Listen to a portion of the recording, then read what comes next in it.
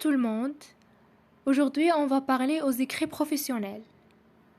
Donc, toute personne, soit physique ou morale, est amenée à rédiger des documents et ce, en vue de communiquer avec ses partenaires. Et la rédaction est engagée dépendamment d'une circonstance déterminée, c'est-à-dire demande, réclamation, apport de précision, réponse, explication, justification, etc. Et la rédaction de tels documents suppose la conformité à des dispositifs de forme, de contenu, pertinence de l'information, conformité aux règles éthiques et morales, responsabilité. Et de forme, c'est-à-dire mode de présentation, lisibilité, clarté, précision, invitation à l'action, formule de politesse, précision des destinataires et destinataires, indication du temps et de l'espace, indication de l'objet, manuscrit, authentification, et ce en vue de leur validité. Alors la rédaction signifiait aussi l'engagement et la nécessité de conformité essentiellement. Celle ressource des obligations mais aussi des droits que l'autre partie devrait exécuter. Un écrit donc un support de la communication écrite, échangée en domaine professionnel. On a une application, soit les documents suivants. On va préciser la nature de chacun des écrits ci-dessus. Soit administratif, soit commercial. Pour la lettre de demande de crédit, c'est une lettre administrative.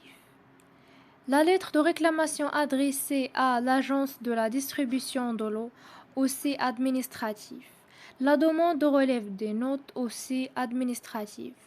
Et pour l'offre de prix commercial et la facture aussi commerciale et note de service administratif et l'autre d'information et bulletin d'information et communiqué de presse et aussi le compte rendu de la réunion et l'autre lettre de motivation, ce sont des lettres d'administratif.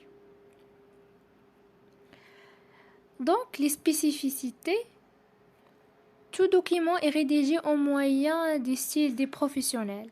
Un tel style présente un certain nombre de caractéristiques, aborde directement le vif du sujet tout d'abord. Il doit indiquer un certain nombre de mentions obligatoires, destinataire, date et lieu de la production, référence à la circonstance ayant induit à sa production, un objet devant être explicitement précisé. Il aussi doit être rédigé avec un style direct. Il ne doit pas contenir des expressions de connotation émotionnelle et affective. Il emploie 3 modalités de temps: passé, présent et futur, dont les significations sont différentes. Il contient des formels d'appel et politesse et être authentifié, c'est-à-dire toute chose qui dit est vraie, adopter la vraisemblance. Et aussi contient un numéro de série nécessaire, son archivage. Et il doit contenir tout l'argumentaire nécessaire à la prise de décision. Merci pour votre attention et bon courage.